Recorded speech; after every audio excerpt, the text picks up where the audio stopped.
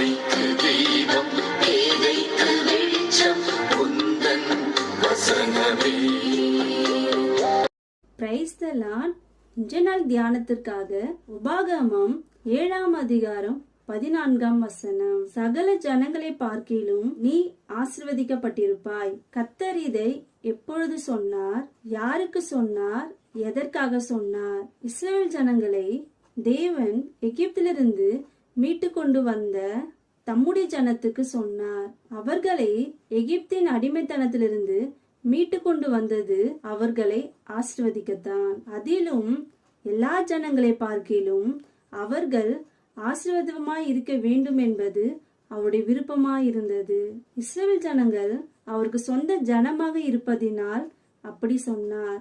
ஏன் அவர்களை மாத்திரம் சொன்னார்? ஏனெனில் அவர்கள் மீது அவர் அன்பு கூர்ந்தார். தேவ ஜனங்கள் செய்ய வேண்டியது என்னவென்றால் அவர் செய்யும்படி சொன்னதை செய்ய வேண்டும். அவர்களை மாத்திரமல்ல, நம்மையும் மீட்டு கொண்டுள்ளார். நாம் அவருக்கு சொந்த ஜனம். நமக்கும் ஆண்டவராகிய இயேசு கிறிஸ்து சொல்வது இதுதான். சகல ஜனங்களை பார்க்கிலும் நம்மை ஆசீர்வதிக்கவே விரும்புகிறார். ஆனால் தேவஜனம் அவர் சொல்வதின்படி வாழாததினால் குறைவுகளோடு வாழ்கிறோம். எனவே நாம் அவர் சொல்வதின்படி வாழ்வோம். அப்பொழுது சகல ஜனங்களை பார்க்கிலும் ஆசீர்வதிக்கப்பட்டிருப்போம். ஆமென்.